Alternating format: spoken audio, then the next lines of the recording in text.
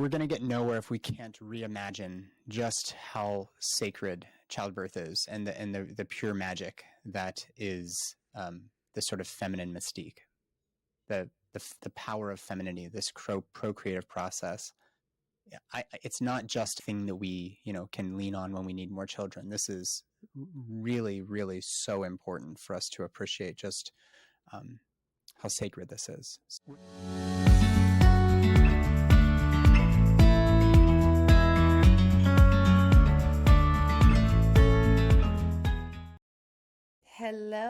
Hello, and welcome back to the Mindful Evolution Podcast. I am your host, Leah Drew, and today I have the lovely Nathan Riley with me in our episode today. Nathan is an OBGYN. He is the creator of the Born Free method. We'll get into that a little bit later. And Nathan's focus is really on women's health. He is here to help women reclaim their voice, their sovereignty, and help them really get clear on what it is that they are capable of doing for themselves and for their babies throughout their pregnancy. I love where Nathan and I connect on women's empowerment, where we connect on pleasure, where we connect on really bringing this concept of spirituality in through all of this for women as women reclaim their voice, as they step into their power, as they really honor their bodies in the temples of creation that we as women get to walk through the world with every day. So Nathan, I'm really excited to have you here and to dive in today. So thank you for being present with us. Unmute. Of course I'm unmute. It's my pleasure, Leah. Thanks for having me. Yeah. And I know you and I were dropping into a little bit of conversation at the beginning of our little show today. And I know that there's a lot alive in you today that really relates to the conversations that we've been having, the conversation that we intend to have today. And I'd love to give you a little bit of space to just share what's alive in your body, what's alive in your mind, what's alive in your heart, and what are you moving through today? Yeah. When we ask people, hey, how are you doing? You asked me that, and I told you honestly, I'm not doing very good. Not doing very well.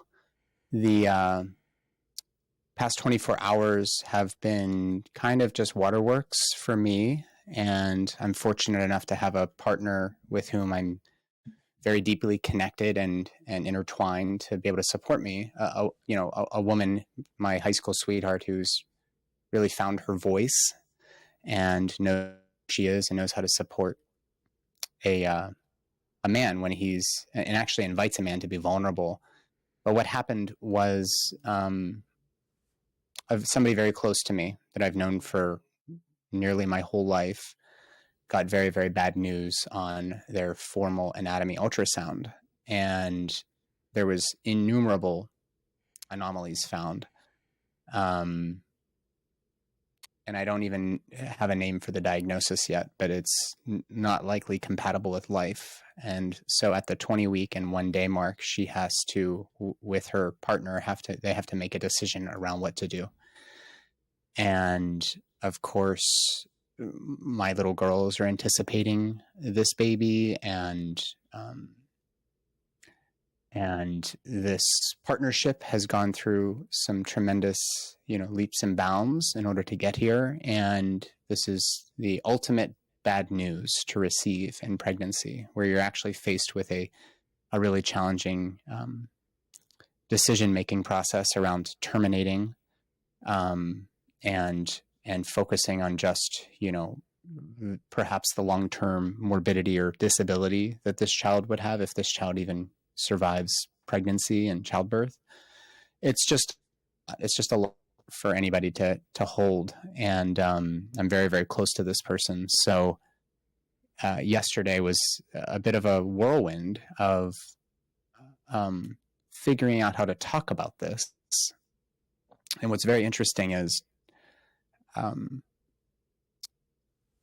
I'm working on a free program that I'm bringing to the world that's all around pregnancy loss. And this is one of the topics that's covered. So it's almost as if I made this program unconsciously for this person that I love so dearly. And frankly, being an OBGYN and having a lot of experience with high risk scenarios and really hard decisions, because my other board specialty is in end of life care, that brings me these two worlds together sometimes. And you just never really prepare as the quote specialist to be able to have to hold this space and ride these waves with somebody who is so near and dear to you. So this is a big part of what I do. And, if you only go to Instagram and see what people post, you're going to get the sense that everybody should get pregnant easily and everything's going to go just fine. And hey, hands off, there's no reason to have ultrasounds. There's no reason to have testing. There's no reason to do any of this stuff. The system's just out there to make money. And while that might be largely true, I think in many cases we can argue that there are important reasons for which I had recommended to this person that, hey, why don't we just get the level 2 ultrasound and just see what's going on? Like, just get an idea. You don't have to find out the sex. You don't have to do any of that. Because the alternative would be we don't do this scan and that 1 in a million thing happens and you're left with a very, very challenging life for the rest of your life and this child's life, whatever this may be and whatever may unfold. And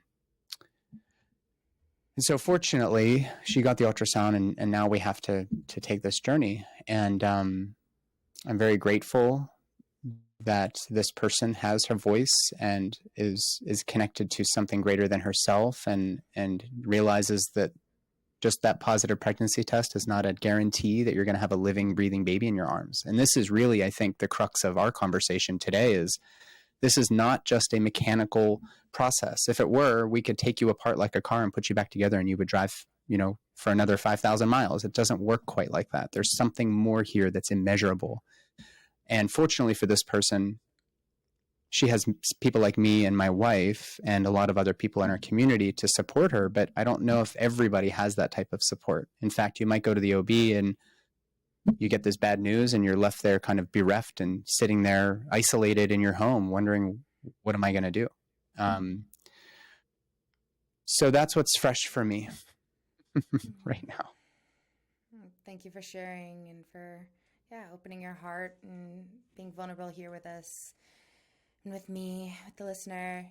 And I think you make a really important statement here and point here is that the majority of people don't have the community support around them to hold them through such challenging experiences. And, I know that this person that you are so close to in your life, that this is one of many women that experience this challenge, this heartbreak, this loss. And how beautiful that you're in the process of releasing this pregnancy loss program. Because in general, I think death and loss is an area of life that we don't focus in enough on. It's an area that I think we're raised as children, as adults, and we're raised in life and celebration, and we celebrate their birthdays where we're getting older. Right. And we're not taught about death. We're not taught about sadness and loss and how to move through this mourning process. Mm-hmm.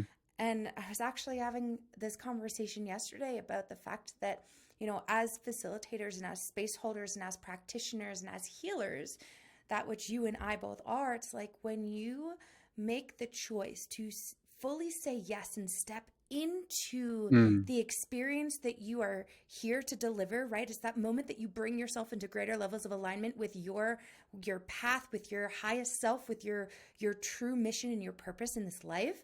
The universe is like, okay, well, now let's initiate you. And I'm curious, like, because there's two perspectives, not perspectives, but points of view here, right? There's the woman who's actually experiencing this herself. And then there's all of the individuals around her, the people that love her, that are also experiencing this loss and this pain as well. And what are important things for you? I'm sure this is going to be a beautiful reminder for yourself as well as for the listener, but what are important things to remember for both people, for both parties as you're moving through this process? Yeah. what I think is most relevant for me right now, and I think that the answer that I give might be different for every single person.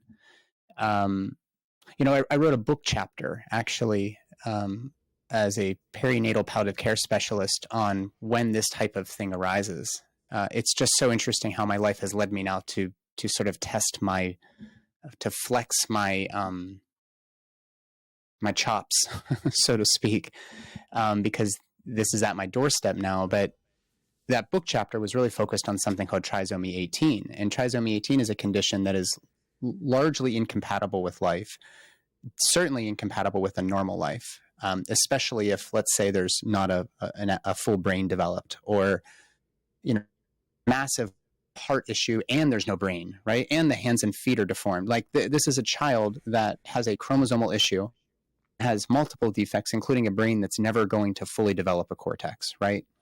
If at all. And when this situation arises, we have a couple of decisions, right? Most people would say you do everything in your power, but what does everything in our power actually get us? So the starting point of the conversation is what's important to you. And so for anybody who's listening right now, like, your story, your values actually matter. The problem with the way that most of us take care of one another is that we're really not interested in the full story and who you are and what your beliefs are and what your preferences are. And that goes not just for like mainstream medicine. This is everybody. Like, when's the last time you just sat and listened to somebody's story for a couple hours? I mean, that's a big part of my job. And when I was still in palliative care in the hospital system, that was all that I did. It's not my job to tell you what to do. It might be my job to, have you considered this, or, giving recommendations. But ultimately, we need to know who you are and elicit everything that's important to you before we can start rallying the resources around you. So what I think is most missed in these types of scenarios, whether it's a recurrent miscarriage story or it's an elective abortion. My wife and I had an abortion when we were younger. Oh, she had an IUD in place, and now there's an embryo, and it's implanted low in the uterus near the cervix. It wasn't in the cervix, so it wasn't like a cervical, like, it's there. And we decided to remove the IUD. This is before I was an OBGYN, so I might have had some other ideas or whatever then, but we were young. I had just finished med school, and we removed the IUD, and in the process terminated the pregnancy. Well, we never really processed that. In the aftermath, the aftershock of that led me to eventually having a very sort of trauma-releasing experience of something I was holding in when I went into ceremony and called in my ancestors, sitting with some indigenous midwives in South Africa. I didn't expect, I thought like great-great-great-great-grandpa would come through, but it was actually this baby that we had terminated. And I only know that because intuitively I just felt that's who it was. Who, I don't even know what that means, but I felt the essence of the spirit of this person coursed through me, and every hair on my body stood up. It was wild, and it was just waterworks, and I wasn't even crying. It was just water coming out of me, my nose, my mouth, my eyes, maybe my ears, I don't know. And so when we're then faced with later issues, whether the baby dies and you have a stillbirth, or maybe the baby dies shortly after, or you have to decide around this 20-week ultrasound, what are we going to do about these findings? And what I think people fail to realize is that when a person loses a baby, even if it's that little, blighted ovum, just a chemical pregnancy, oh, you'll get pregnant again. First off, don't ever say that to somebody. That's not the right thing to say, because this could be catastrophic to them. This is not as easily just brushed aside. Because what a family unit is mourning with the loss of a child is not the child. Yes, that's a part of it. That's the starting point. That's the buy-in at the poker table. What we're actually facing as a society is a bunch of people who are mourning the loss of the dream. It's this thing that they were dreaming up all of this time, maybe 20 weeks into a pregnancy, or maybe 9 months, and then the baby passes and you have to give birth to a dead baby. What they're mourning is, of course, this child. But more importantly, they're mourning this dream that will never become realized, which was holding this little child that they had already named. They already had a nursery decorated. They already had clothes being given to them. They already had their baby shower. And now all of this stuff is just going to sit in a room, maybe for a couple years longer.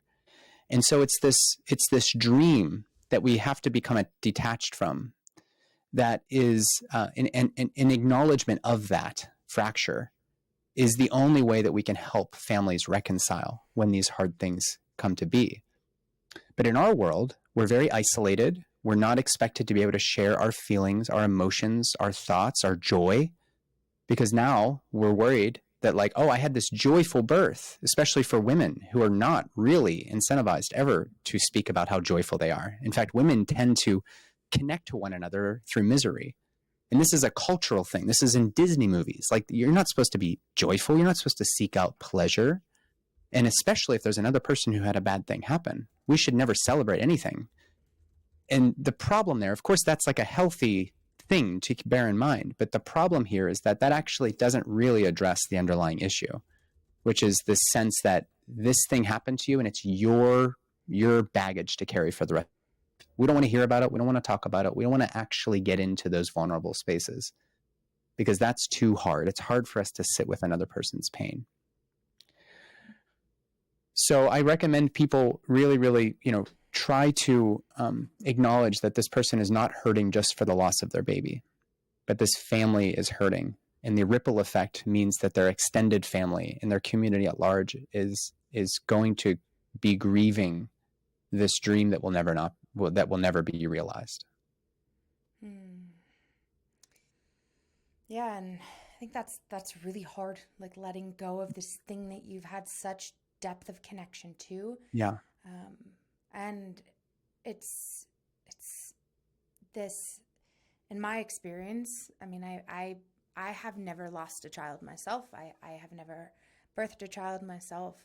But I have been around many women that have. Actually, over the last week, there's been 2 women in my life that have told me that they have aborted children. And it's, you bring up this important point, I think, about being able to be with the emotions, being able to be with the trauma, being able to be with the story, right? And you were saying earlier how one of your main jobs is to just listen to the stories that women have to share. And there's something beautiful that's happening in that, where women are being seen, they're being heard, they're being supported, and you're giving them a voice. Because in the medical system, most women don't get the chance to have their voice and to speak their voice. They're told what to do. And that takes away that power. That takes away that creative life force, that deep intuitive sense that women have. It takes away their pleasure to honor themselves and what their body is saying to them and what their body needs. And you also brought this back to ceremony, and how in your ceremony, this experience came through for you where you were processing this loss of this child that would have been, that is no longer, right? But the spirit is there. The spirit, the energy, it lives on. And I think that's something that so many women just shove down and they don't talk about and they don't navigate and they don't deal with for probably many fears, for many reasons. They may not have the support. They may be afraid that they won't be accepted. They might be judged. It might just feel too fucking painful for them to be with. And that is exactly the reason why we need to be with it.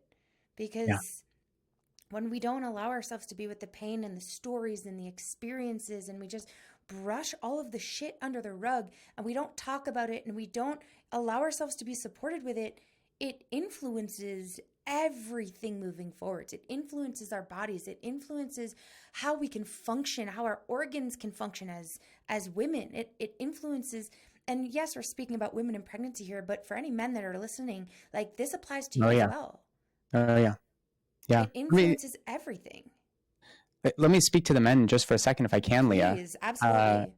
This what we're going to be talking about with women, and I'm so happy that our conversation is going to steer that direction, because I don't want necessarily for people to assume that this is the end of the road. You have this terrible thing happen and life is over, because the grieving process for, let's just just focus on a woman for a moment. That grieving process is required. A healthy grieving process is required for you to experience exaltation in the future, right? And it's not necessarily, it'll be healed when you have your next child. This is going to be something that is on your heart for the rest of your life. You never heal completely from these bad things.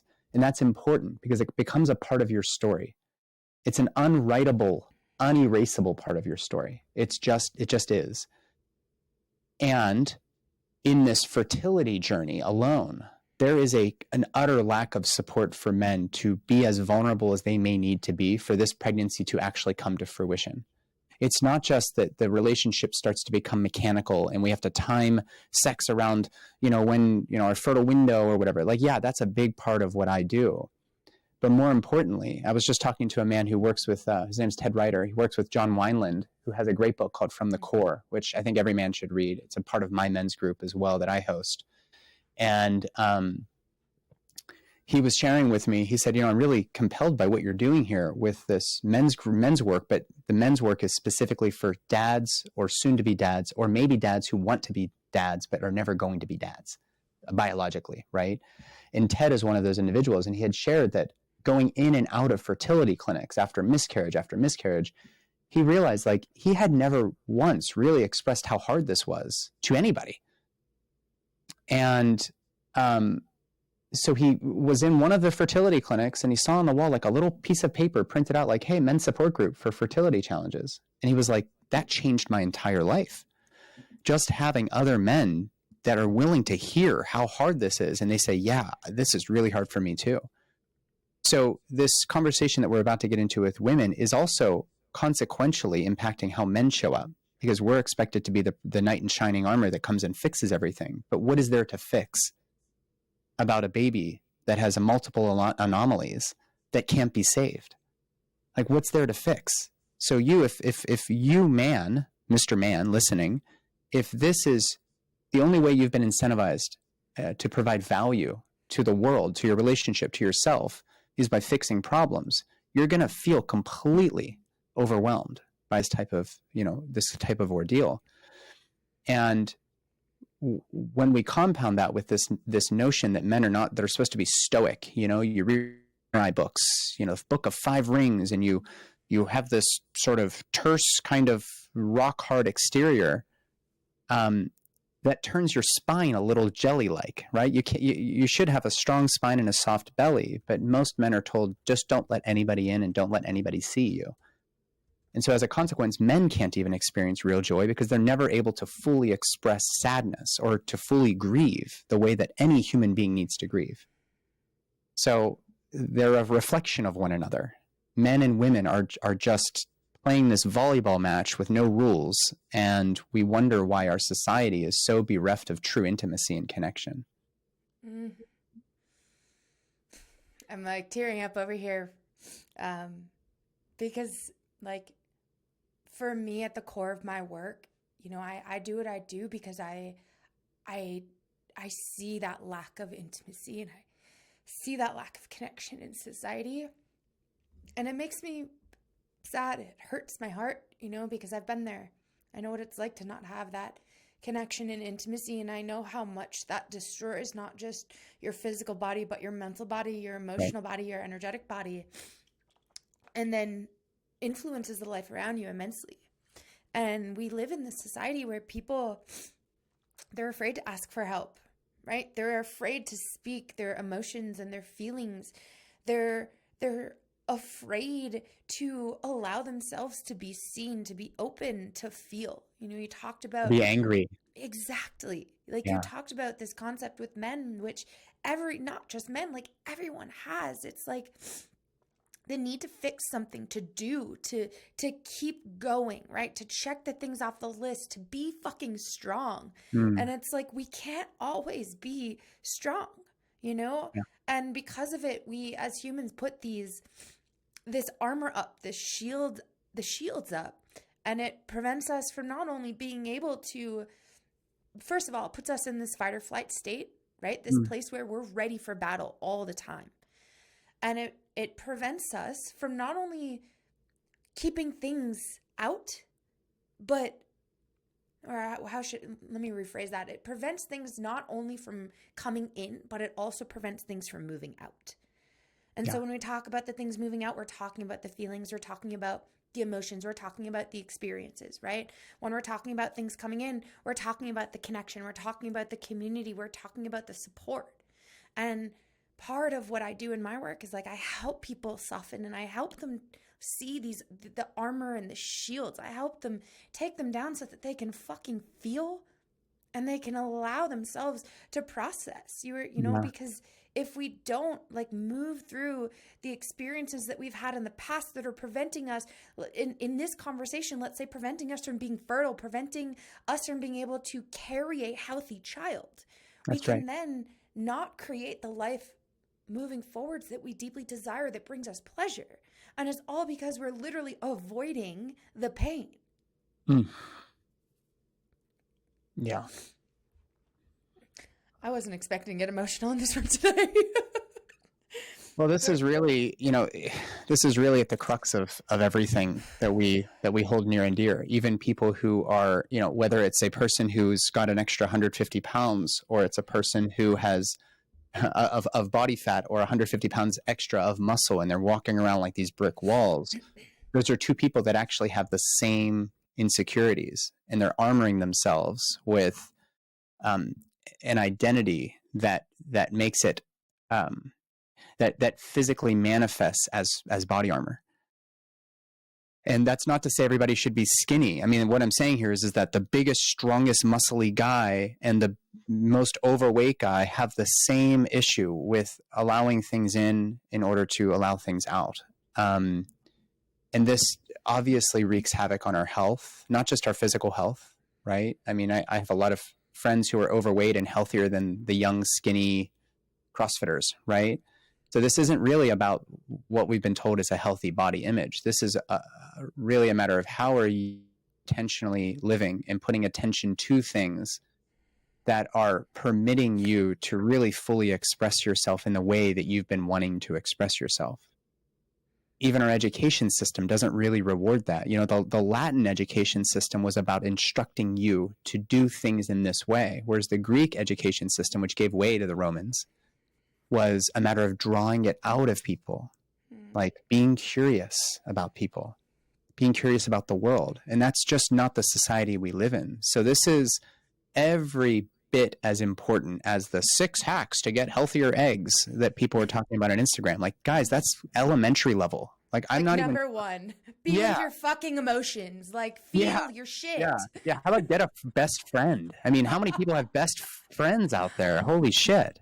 And we're talking about like a best friend being somebody that like you can go to, that you can consciously collapse in the arms of, that you, no matter if you're a man, you're a woman, that you can just fucking cry, that you can just let yourself be seen. Oh my God, I was talking to my dad yesterday. There's just interestingly, there's this energy right now around I'm experiencing in life, and many around me, it sounds like you as well.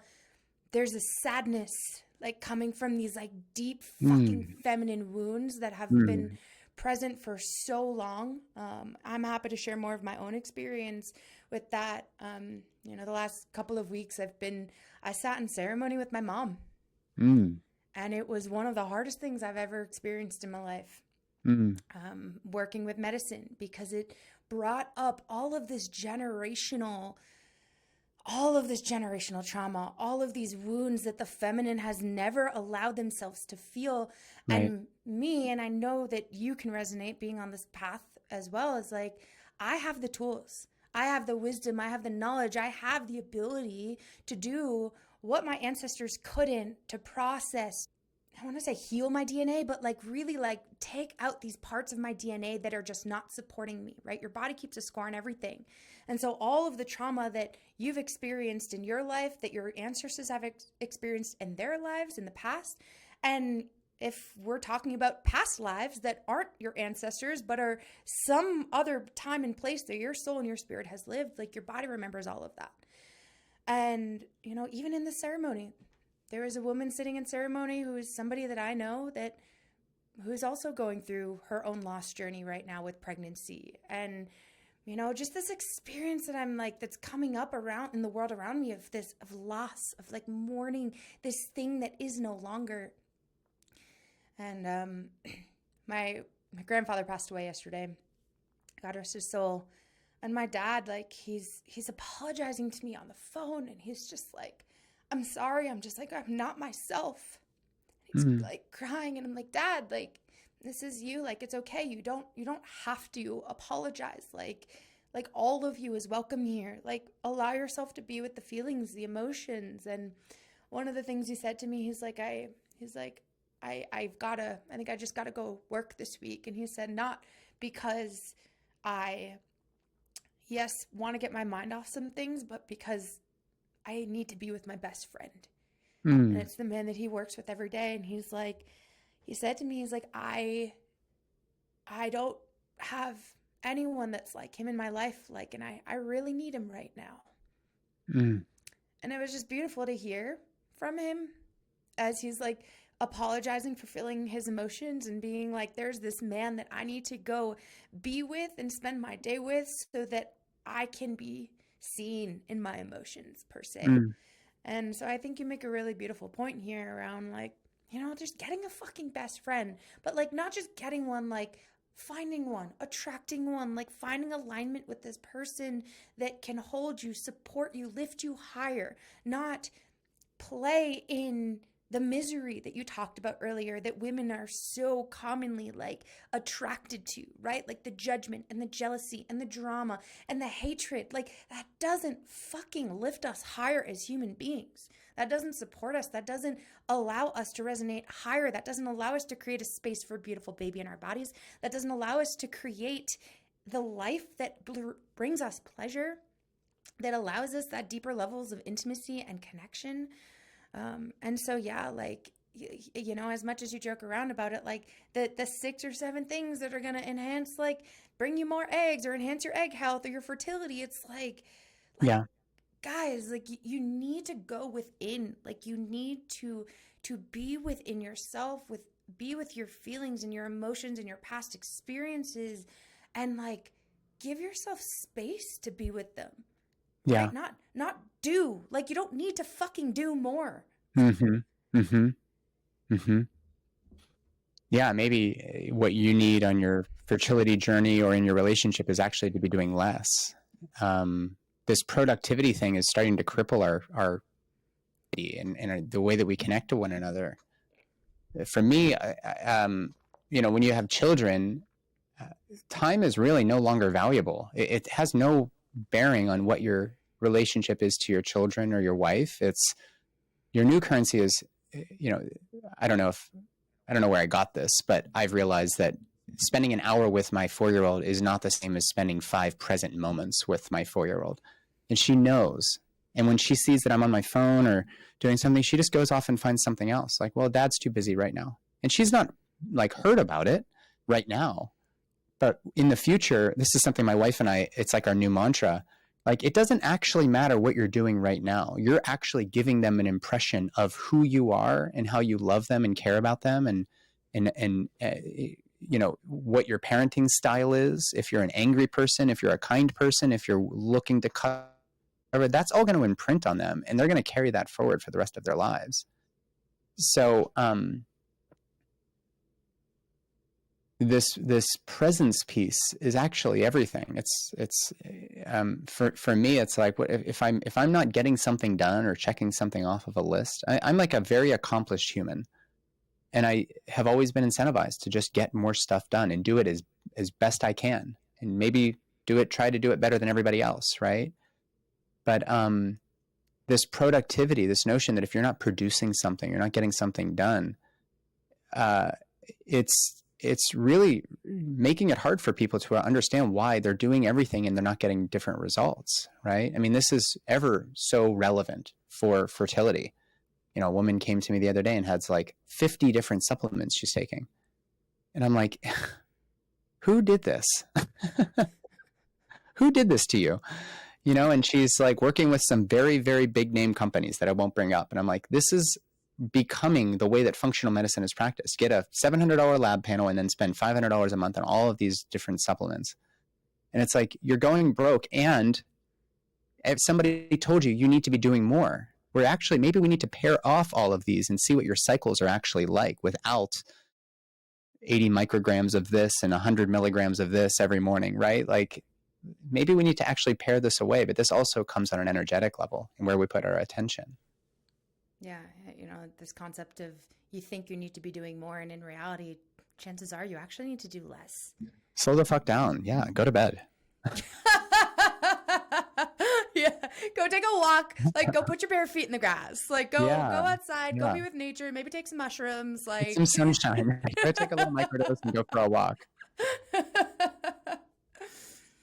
What is it that, like, where is this bridge? Because I know it exists between a woman's past, her trauma, what she's experienced, what her ancestors have experienced, her voice presently, and the ability to create life, like the ability to have a healthy, happy, pleasurable pregnancy.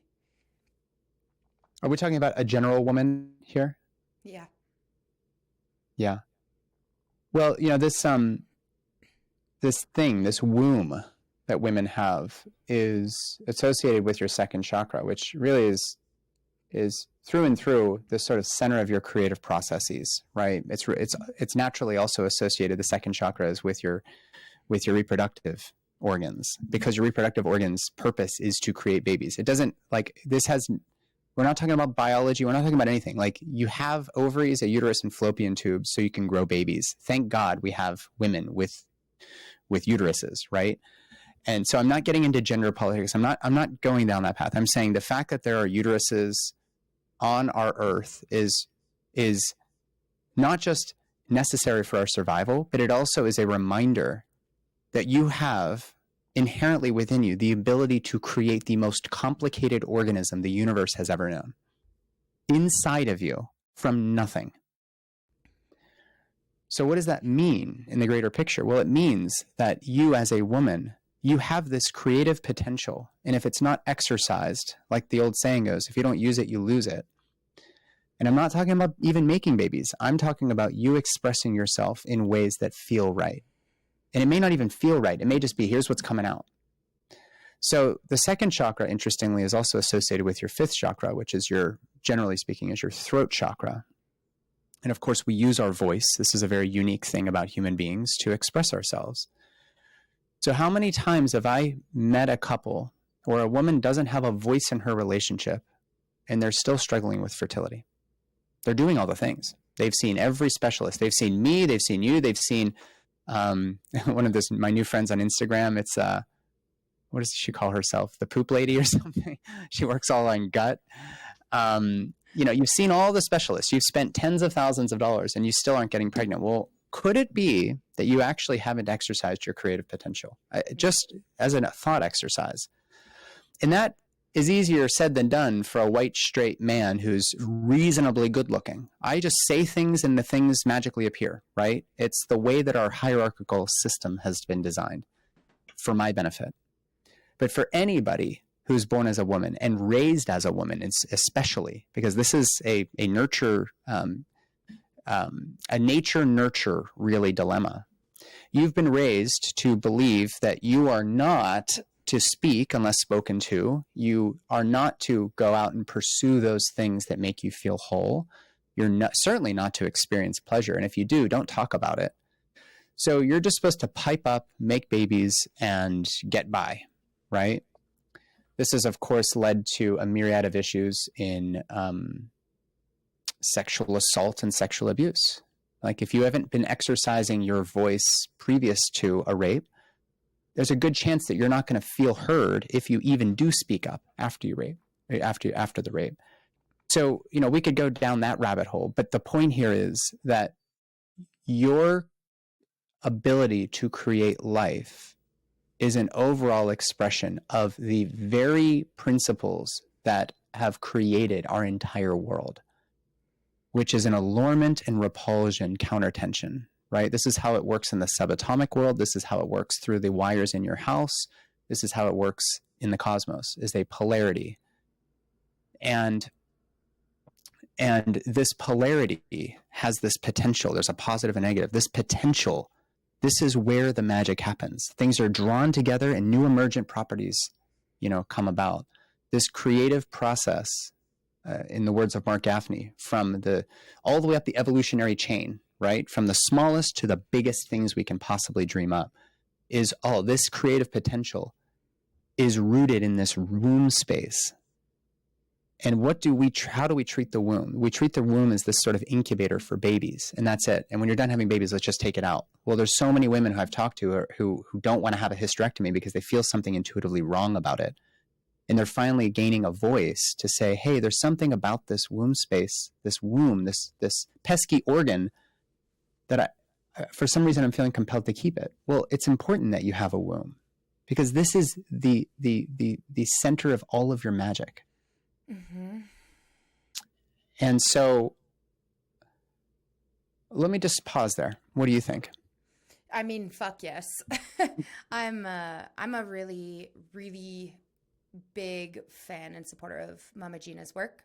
And this has been a big part of what I have brought into my work with women is like helping women reconnect with their wombs, helping them reconnect with the center of fucking creation, helping women like remember how powerful they are. Like we are literally the body that holds and creates through this action potential, living, breathing human beings in our wombs, in our bodies, feeding them life through our own life before they are a living, breathing, crawling, crying human being.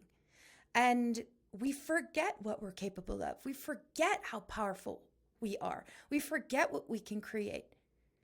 And we have become, and the patriarchy plays a huge role in this, societal conditioning, beliefs, our education system, our medical system plays a huge role in this, in our disconnection from ourself. And when women become disconnected from self, they lose that creative ability. They lose that power. They lose that intuitive sense until they choose to reconnect with it. Right? Yeah. It's not gone forever. It just requires a redirection inward instead of outward, which is kind of what we were talking a little bit about earlier. And so, yeah, I'm hugely on board with what you're talking about here. And women are the primary nurturers of humanity. Put simply, like we are the first nurturers of humanity, which therefore means that we are, in my opinion, most connected to source. Men are definitely just as connected, but men do not create human beings in their fucking wombs. Right. They just don't. Right. And so there is this beautiful, like, godlike essence that a woman carries through her womb that has the power to create anything. And I think from what I've seen in my work with women, when I start to bring women back to connect with their wombs, like, look in the mirror, look at your pussy, like, ask her how she's doing. What does she want? What does she need? Like, how can you tend to her? Instead of tuning into our bodies, tuning into our womb space, tuning into our heart space, tuning into our intuitions, we're looking outwardly and asking everyone else around us, what do you think? I'll never forget, as I'm like moving through all this women's work and like really bringing this forward in my life because I believe it's so important. A couple of months ago, I'm in Costa Rica, and I'm someone that likes to like really sit with things and feel into them before I make a decision. And that's how I connect with my intuition. It's not usually this, I try not to have that like really fast, impulsive decision making because usually it actually disconnects me from my intuition. Sure. Anyways, I'm in the store and I see this hat, and I'd been looking for one of, like the spiritual hats that people wear. And are you talking about like a flat brimmed kind of Stetson hat? Yeah. Totally. Yeah. You and every woman on the planet is looking. I was looking for it, but I was going to let it find me. You know what I mean? And so I walk into the store and I see this hat and I'm like, oh, I really like this hat. And I'm trying it on. And I was like looking in the mirror, like 45 minutes go by. And I'm like, all right, I think I want this, but like, I'm going to walk away from it. I'm going to feel into it. And if it's meant to be mine, I'm going to come back for it. So I walk out for like 5 minutes, I kid you not, walk back in after I was like, that's my hat. Like, I'm meant to have that. Like, I feel it. So I walk back in and there's this other woman in the store with this hat on her head. And I look at the woman and I was like, okay, like, I want to buy the hat. And she goes, well, this woman's about to buy it. And I was like, oh shit. Okay. So I just like stood there and she's looking in the mirror and she's like, I don't know, like, what do you think? Like, it's kind of cute. And she's like taking all these photos and sending them to all her friends. And I was just like standing there and I was like, yeah, like, it's a full fuck yes for me. Like, just like, I don't need somebody else's like opinion.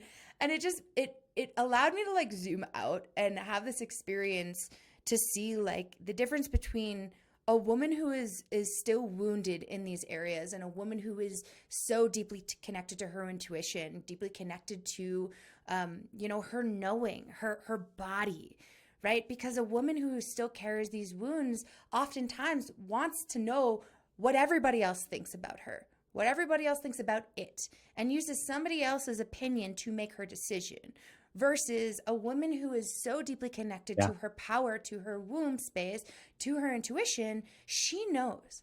She can ask others like, oh, what do you think? But that response from others does not influence her decision because she's so connected to that knowing within her that like she knows what she needs. She knows how to listen to herself and she knows how to follow through at that. And I refer to this as being an unshakable woman, as somebody that is so deeply connected to herself, who knows exactly who she is, what she needs, her yeses and her nos based off of her body, based off of her pussy.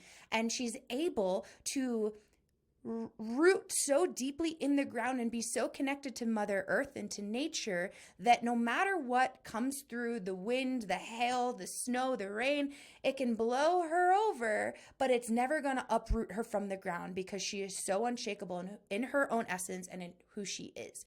And I believe that when we can bring women back to that unshakable essence within herself, still knowing that she does need other people sometimes and knowing when she needs other people and when to ask for help from others, that she can create, that she can do what it is that she wants in her life and bring more pleasure because she is in her power.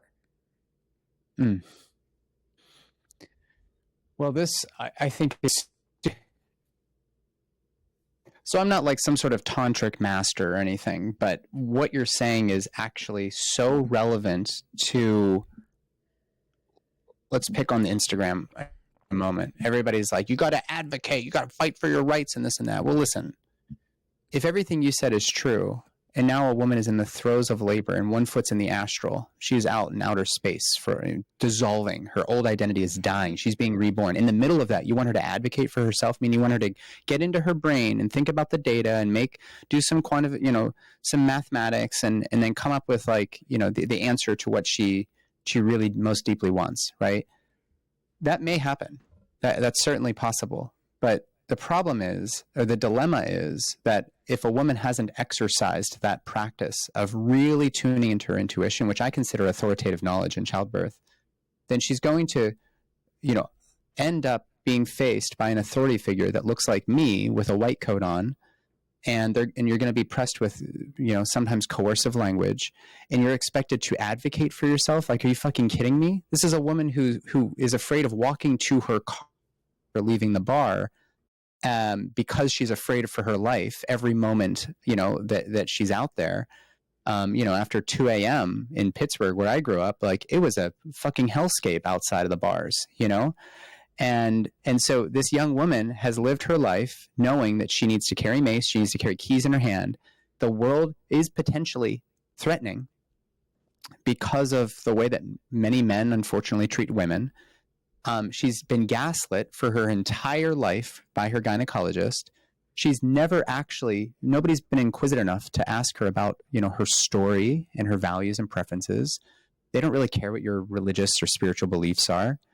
And you then present to the hospital and you're expected to advocate for yourself. Like, guys, there's no fucking way. And, It's like if you already haven't healed these deep-seated wounds within yourself, you're absolutely not out of nowhere going to be able to like step into that power when you're already under-resourced, when you're already experiencing so much pain. Like it doesn't just like, you don't just become the Hulk and all of a sudden be able to just like have it. Like it doesn't work like that. That's right. That's right. So how do you how do you see this? It's so super critical, you know, and it plays such a huge role in you know, the end of the experience, which we're talking about being childbirth and creation of human life. Because again, your body remembers everything. Like your body keeps the score on everything. And that which you don't feel, you don't heal. And that which you don't heal creates the impact of your life moving forwards, of your organs, of your body, of everything that you can create moving forwards, internally and externally. So like my question for you is how do we change this? How do we create this change? Because this goes deep. And like what in your eyes can be done in a more widespread manner to create this change in women and also in men, because the masculine and the feminine find harmony together. Yeah, I think so. A couple of things come to mind. The first is you brought up Mama Gina, who she's lived a hell of a life, and she's gone through quite a bit of rupture and has then been compelled to reconcile. You know, she, in her book Pussy, is that word, highly recommended. I reread it after you and I had our chat because I knew it was going to be relevant, and it was nice to read it with new eyes. It's been maybe a decade since I read it. I don't know when it was published, but it was a long time ago that I read that book. Well, she describes that women relate to one another through negativity, right? Like, so the first thing is women need to be supporting women. I think that's first and foremost. And we actually have to share our deepest, darkest doubts about ourselves. I'm not ourselves. Women need to be, you know, they need to have a circle of other women who are open to sharing the good and the bad, and you know, sharing joy with one another, but also, you know, sharing some of our greatest quandaries, you know. Brags, we call them. Brags. We call them, like, me and my roommate do that. It's like, today I brag that like I have a new client. Today I brag that like I have a beautiful bleed. Today I brag that, you know, I tended to the garden, right? It's like we're afraid to brag. Yeah. That's beautiful. And that to me is like a work for feminism, is like feminism has nothing to do with your ability to vote. I'm sorry. I think at the time it probably was really important, but even then it's not like women really achieved like an equal footing or something, right? There's this notion, of course, this is perpetuated by the Disney princesses from the old Disney movies, like not Frozen and Moana, where we have these badass bitches that are just like conquering the world. I mean, like Sleeping Beauty goes into a coma and has to have some man who's completely inept, but he like looks good on a horse, and he rides up and gives her a kiss, and now she can live her life. Like that is the allegory for how women have shown up. So there's another part of this, which is that how do men support women, right? Calling yourself a feminist doesn't matter if you don't give a person the opportunity to speak when they're trying to express themselves. So for the men out there, a way of actually encouraging this connection between women is when a woman is talking, shut the fuck up. It's simple as that. You don't need to like have you know, an HR meeting at your workplace. If a woman is talking at the table, shut the fuck up. Or if they were interrupted, say, "Hey, I'm sorry, she was speaking. Go ahead, miss." Like, Leah, continue. It's like the mansplaining. Like, don't fucking mansplain me. Like, listen to me. If a woman is speaking her emotions, like, receive her in that. Like, more than anything, all a woman fucking wants is to be received. Yeah, and that reception can be more than just letting them speak. Like you actually have to actually be listening. And listening is a really, really hard thing for me because, you know, when I was in the hospital system, listening meant, okay, get the information to make the diagnosis and then give the treatment, right? Or let's move on to the next step. You're going through these motions of putting them in stirrups and everything else, right? So most of the men that I grew up with were not good listeners. They never listened to me, and I just was never practiced in that. And then my wife, Stephanie, she demands it. Like she will rage out on me if I'm doing other stuff while she's not, while she's trying to share something that happened with the girls or just about how good her day was or whatever else. So, so being present and being a good listener is I think through and through a healthy thing for your relationship. But it goes beyond just letting women talk. You don't need our permission to talk anyways, gals. But I'll just say it because I think it needs to be said. We'll get to how does a woman actually find her voice, because I actually have been doing some chanting practices with my wife that have been critical for that. But the other element here is that if you want to practice being present, again, I'll go back to John Wineland's work. He wrote a book called From the Core. It's incredible. He really walks you through some tantric practices that when you think tantric, don't think like tantric sex. Think deeply connecting in non-physical ways. And one thing that I've done with my partner is, without her even knowing, is I can tell that she's a little bit upset and her chest is going up and down, and I will start breathing at the same rate as her. And then as I start, and she notices something changing in how we're connecting, I'm squared up with her, I'm there, I'm looking at her, and she might be busy making dinner. But as soon as she realizes that I'm on pace with her, we can slow it down together, and then we are connected. And it's a mirroring. It really is. So that sex that all those men want to have with your big boners, that is a consequence of deep connection. That is not the start of intimacy. That is the end product of intimacy that might take days or weeks to get to. You are not entitled to have sex with this person. You have to allow them to open themselves up to you. And they'll only do that if you're willing to receive them. So by allowing them to receive you, meaning you are expressing yourself fully, they are going to feel like you are a receptacle for them. And that's where that polarity piece, that's where the creative expression comes into play. You can practice that with yourself by expressing on paper, singing, dancing, painting, or whatever. But if you don't have anybody to receive it, then there's no intimacy. Intimacy is the polarities drawing one another so close that bam, some explosion happens and a new emergent property, kind of takes over. Yeah, that's intimacy. What sex is. Yeah, that's into me I see. Yes, yes, exactly it. Yeah. And I think that these are beautiful, like this concept of mirroring that you're talking about. And you were even discussing this from what I was hearing in this concept of being seen and heard, right? Like not just listening, but like showing the person that's on the other side of you that you're being receptive, that you see them, that you hear them. And for those of you that are like, oh, how do I do this? If you're new to this, something that I would highly recommend is reflect when someone speaks to you. Before you respond, reflect back to them what you heard this person say. What I'm hearing is, right? And reflect back exactly what they just communicated to you. And that's a beautiful way to allow the person in front of you to like really feel into, wow, this person really heard me. They saw me in what I just felt or what I just communicated. And you're doing that non-verbally with your wife through this breathing, right? As you're meeting her in that same place, right? And you're showing her that this is what you're seeing when you start to breathe faster. And then she gets to be like, oh, wow, he's seeing me. He's noticing that I'm breathing heavy or faster. I'm maybe a little dissociated somewhere out here instead of here. And then that gives you the opportunity to now meet on the same plane, to meet in the same place, to find that connection, right? Because you, in that connection, intimacy, you have to meet each other in a place to get to somewhere together where you are not yet. And if you cannot find that meeting place, that center, and like find that intertwining together, on the same level, on the same frequency, where there is this mirroring happening, you can't work together towards a similar goal. Right.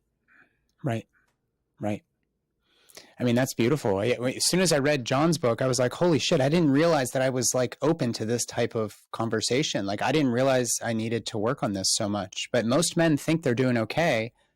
And it's because they haven't really had an honest conversation with their partner, and their partner hasn't really felt like they have the room to express just maybe how unhappy they are or how unheard they are. And, my wife and I had been married we met when we were 15, and I'm almost 40. So we've been together for like 23 years. Wow. And we had some time apart in med school, but we don't really count that. We were still desperately in love with one another, but thought we weren't right for each other. And then we got back together, now have 2 children, and the rest is history. But we've been working on this for all that time. Like the path of Tantra is actually working towards that part where sex is fulfilled by love. Love is not fulfilled by sex, so sex is a consequence, in other words, of our deep love for one another. And nowadays that's very, very hard when you have kids and everything else. I get all of that, but that's not really what I'm saying here. What I'm saying here is that you don't, you get married, and that's where like the work actually begins. You don't just give up and start and just fall into these patterns thinking you're doing everything right, because you're both changing every single day when you wake up. So before we wrap up, let me also talk about this chanting practice, which again was one of those things where it's like, oh, you're going to chant every day? Give me a break, bro. No, this has changed so much for me. My wife went down to Costa Rica on a whim. She found this program online and was like, can I go? And I said, yeah, I will take care of the, right? Not that she had to ask permission, but we communicate. She's like, how do you feel about me going? Are you going to be good with the girls? And I was like, yeah, of course. And it was a nightmare of a time for me because I'm still figuring it out, but I had some family come and had some family come and stay with me. And she went down to Costa Rica. And interestingly, this was a vocal transformation, a voice activation retreat where they were going to do some ayahuasca and whatnot. But the primary thing here was for you to start to tapping into your own voice. The day she arrived, she developed laryngitis. So if that's not, a sign from the universe that something here is, important for you, I don't know what is. But when she came back after this, she was so lit up that she was like, I want to do this program with you. I think that you would like it. So we started, the program is found at vocaltransformation.com. If anybody's curious, I have no affiliation. The owner and the creator of this program has become a friend of ours, but I give zero fucks. It's just an amazing program. I like talking about amazing things. So the way it works is you start chanting at the first chakra, and you do all this journaling and all these exercises working up to a 40-day commitment to chanting Laum, first chakra, which is your sort of the root of all of your insecurities. And man, did we have some nasty fights. Like every little bit of stuff that we hadn't worked through, it became like front and center. There was all this immune stuff happening, like a bad congestion that I got. I mean, it was just like gnarly. I was like, Maren, what are you doing to me here? And she was like, that's a part of the process. It's good that you're doing it. It's a 28-minute commitment every single day where you are chanting loud to a soundtrack over and over and over 108 times. Just so happens to be the number of beads on a proper mala. And then when you're done with that, you do some more exercises and you start the second chakra. We're finishing the second chakra now. And since we were talking about that, this is the center of not just our creative expression and reproductive health, but this is also the seat of our sensuality. This is the seat, and sensuality refers to the senses. How do we relate to the world and one another? How does this partner smell to me? How do they look? How do they feel? How do they taste? All of those things are a part of intimacy without even getting to the penetrative intercourse that we all see on Pornhub. So the point here, the reason I'm trying to say this is that through this chanting, I think that my wife her voice has started to emerge and become more clear. And for me, having gone through this thing I described at the very beginning of the episode, I would be hard pressed to find some other technology, so to speak, that drew my emotional, empowered me to be that expressive with my emotions as a contemporary man who's only had men modeling stoic, keep your emotions in, don't ever show your sadness. I was weeping all day long because of what we had talked about. And I actually think it's an attribute of the chanting practice. Now, I haven't always had a hard time crying. Like, I'm not like most men, but it was uncontrollable, Leah. It was like every couple minutes, water would start coming out again. It was just unbelievably unbridled grieving. And that is exactly what we've been talking about. I think women are grieving femininity. I think that they're grieving the loss of their youth. I feel like they're grieving the loss of their maidenhood when they go through this transition to motherhood. I think they're grieving the loss of their sexy selves because society doesn't value you as you get older. Like, I think people are grieving so many things in our society. And if you're not going to be able to express that grief in a healthy way, whether it's a bad prenatal diagnosis or it's something happening, a rupture in your family or in your relationship, it's not going to ever get better. You have to actually sit with this and you have to work through it. And this chanting practice is a really, really good thing for those out there that really want to, like, this is a tool. Here are the instructions. Do the work and it will change your life. I can't recommend it enough. It is really, really something special. You have talked nonstop about this experience, and yeah, like coming back to this being one of the major wounds of women is like not using their voice, not being afraid to use their voice. And the thing is, like, your voice, your sounds, not your words, your sounds are your primary communication network of your body. Frequencies, it is energy, and it is what connects you to that innate language of your being. And so I'll put this, you said vocaltransformation.com. I'll put this link in the show notes for anyone that wants to explore this. I'm super interested in exploring this myself. Yeah, I know that for me personally, like, I love exploring ohms and sounds in meditation as well as with plant medicines to connect deeper. So I love this for any woman who's interested in, or any man that's interested in going deeper into your voice and into this expression of self. This could be a great option for you. Yeah. Yeah, I love this. I feel like you and I could like talk on this topic all day long. And turn into myself and just feel into what's needed as we close up this conversation today. For the woman who is feeling so disconnected from herself, for the woman who is feeling so disconnected from her womb, for the woman who is feeling so disconnected from that which she has not mourned, what do you want to invite her into?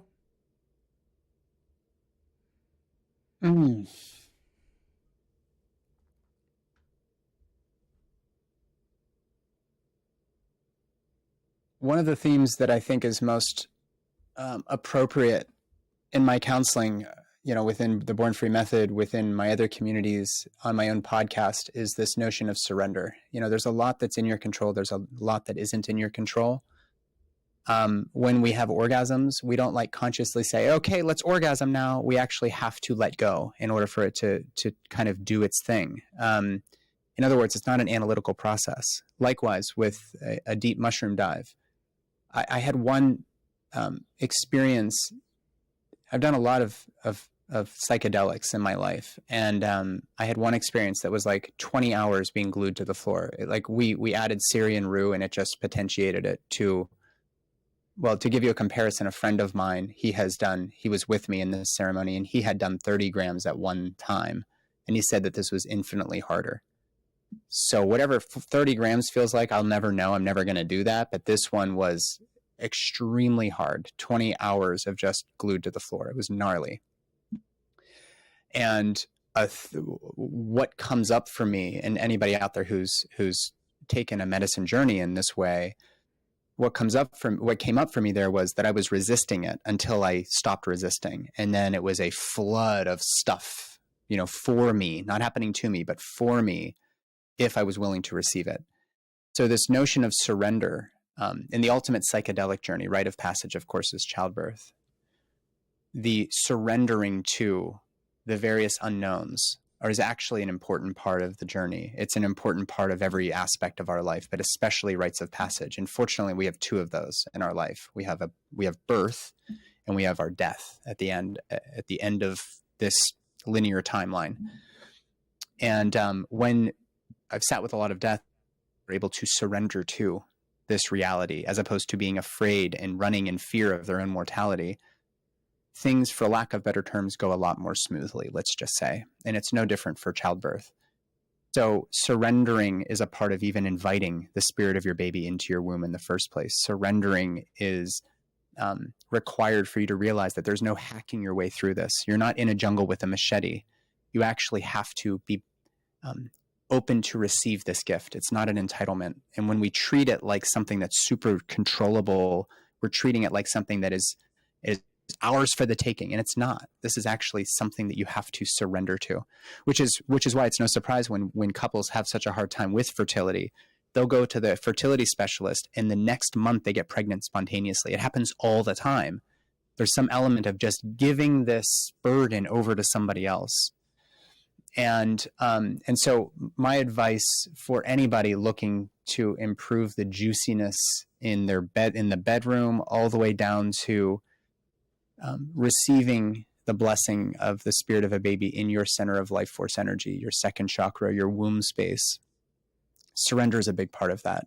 And I don't think anybody actually says, I'm so proud of you first, because it makes you sound weak or soft. But that is a very confident, strong person who can just surrender and let the river carry them. So that would be my advice. I love that. And this goes for men too. For everyone, like that concept of surrender is so important, to let go of the control, which we all try to grab onto as to fix or to do, right? What we were talking about earlier. And so I love that. And yeah, just relating very deeply with that as I move through my own journey right now with some like really deep feminine wounds that aren't necessarily mine, but I carry.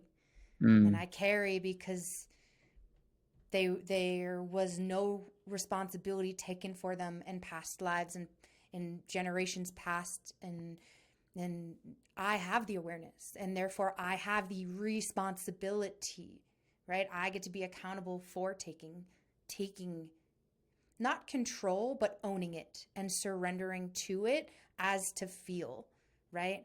And had my own little my own little medicine journey with that this weekend, right? Of that moment where you're just like holding on so tight and like don't want to let go of the control, and then the moment that you surrender to it and you release and you let go, your body actually just falls into spirit, into oneness, into that space of all knowing, right? Release, that feeling of being fully received and softening. So yeah, thank you for that reflection. And so my last question before I let you dive into where people can find you, I always ask this question to everybody on the show, is, and this could be similar to what we've talked about, maybe something else comes up. If there's one thing that you could remind the listener to inspire them into a more mindful approach to human evolution, what would that be?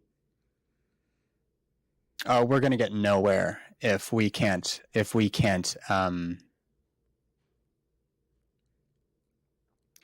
we're going to get nowhere if we can't reimagine just how sacred childbirth is, and the pure magic that is the sort of feminine mystique, the power of femininity, this procreative process. It's not just a thing that we can lean on when we need more children. This is really, really so important for us to appreciate just how sacred this is. So power to the pussy. Pussy power. Yes. Yeah. I love that. Yeah. And seeing this journey that a woman gets to go through as this sacred initiation, as you had mentioned before. And it really is this, like, what you referred to it as, the like the mother of passageways. What was the term that you used earlier? Oh, I have no idea. You have to relate me, the mother of passageways. So it's just like that highest, deepest initiation for women, really. Yeah. I don't remember. That's okay.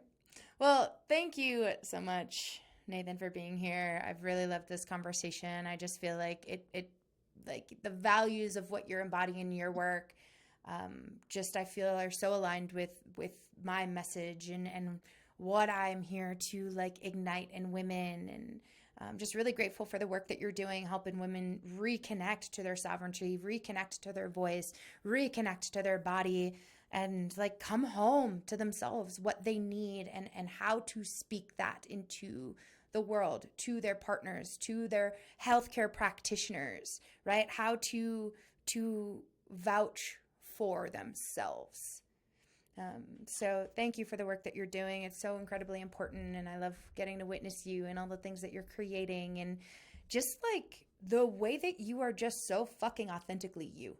And I love that so much. I Well, thank relate you. very deeply because that is, in my opinion, like one of the deepest medicines to lead as an example for others to come home to themselves, Yeah. to their voice, to their fully expressed way of being. So thank you for Mm. that. It does not go unseen. I see you and I'm grateful for you. And if anyone else who's listening would love to dive deeper into your work, would like to follow you, I know that you have a program coming out, the Born Free Method. Would you like to share a little bit with us about the program and where they can find you? Yeah, well, the Born Free Method is the best fucking pregnancy support program on the planet. It's just as simple as that. We're bringing midwifery and obstetrics together into a very, very comprehensive video library of literally everything under the sun. It's all really based on this premise of sovereignty that we keep mentioning. So if I could add a second point, second, billboard for your listeners, it would be that you have to remember just how powerful you are when you make decisions that feel intuitively right to you. There's very, very little I can say to somebody who I know, they know themselves so well. They have gone through this thought exercise and they say, no, thank you. Ooh, that is like the most powerful woman on the planet. So I'm no longer the power. This dynamic shifts very, very quickly when a person knows who they are. They know what they know. They've received the recommendations and they're ready to make decisions for themselves. That is something that has to be practiced. You need the data, you need the insights of other people, you need personal recommendations, but ultimately you're the one who's going to make the decisions. And if you want to be really free, true sovereignty requires that you also own the of those decisions. So this is a program that is really kind of wherein that notion is pivotal. So you're not just getting checklists and, what's the data say about rupture of the uterus after a C-section? You're not just getting that. You're also getting empowerment through a private community, through we do group calls every other week. There's a growing video library on every complication under the sun, how to prevent those things through lifestyle modification. And then, of course, you get my cell phone and phone number for the rest of your reproductive life to call or ask anything when you're in the program. So there's also some valuable contributions there for the dads. I have a 12-month dads men's group, basically men's group focused on the fathers and soon-to-be fathers that is starting actually this Saturday at the time of our recording. It's the weekend of Father's Day 2024. And we're going to go for 12 months together and bringing in big guest speakers. And we're just going to really connect as men around this new challenge to our masculinity and our opportunity to flex our masculinity as fathers. So there's a whole bunch of things that are just unique to this program. People can go to bornfreemethod.com if they want to check that out. And by the time that this episode goes live, I suspect we will have a very free offering to anybody in the community who is or friends of people in your community who have gone through pregnancy loss or some of these hard decisions like what we were talking about. It's a completely free mini program that takes little bits of the Born Free Method and we put it together into a free package for anybody out there that needs this support. I just think it's too valuable and too needed right now in a world that is there, where there's this paucity of truly holistic, person-centered care and support when these really, really hard things arise through this rite of passage. So that's also available. We'll have a unique link I can give you there, but that will be available through Born Free Method as well. Amazing. Thank you for sharing that with us. And yeah, like I said, thank you for opting into this work and for sharing this work, not just with women, My pleasure. but also with the men so that they can hold that space and be expressive and like meet in that center point with the feminine, with women to support them and continue creating greater impact.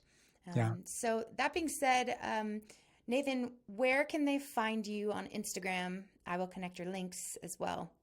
Yeah, Nathan Riley, OBGYN. Perfect. Got really creative with that one. And then my website is Beloved Holistics, but they can find my podcast and everything else through Instagram, I'm sure. I loved That's where I'm it. most active. Amazing. Well, I will put all of those links in the show notes. Nathan, thank you again for being here. As I mentioned, I love your energy. I love what you bring to the world. I definitely don't feel this will be the last time we do some sort of collaboration together. And yeah, thank you so much for just sharing your truth, for sharing what's alive in you today. I'm sending you so much love and holding you in my heart as you move through some of the mourning and some of the pain that's happening in your world right now. And yeah, thank you for continuing to show up and lead as an example of what's possible. Thank you so much, Leah. Thank you. Thank you. And the feelings are completely mutual. I appreciate you. Likewise. And I appreciate you for listening. Thank you for being here. If you have any questions or comments, drop them in our inboxes. Find us on social media. Connect with us. Like we are bringing so much emphasis here to community. So come find me on social media. Let me know what you thought of this episode. Go check out Nathan Riley, OBGYN on Instagram. Shoot him a follow and let him know, like, what were some of your big takeaways from the episode today? What did this inspire in you? How has this ignited your voice or your power? We love to receive those reflections. So thank you for being here. Thank you for tuning in. And until next time, I hope you have the most beautiful rest of your day. Take care, everyone.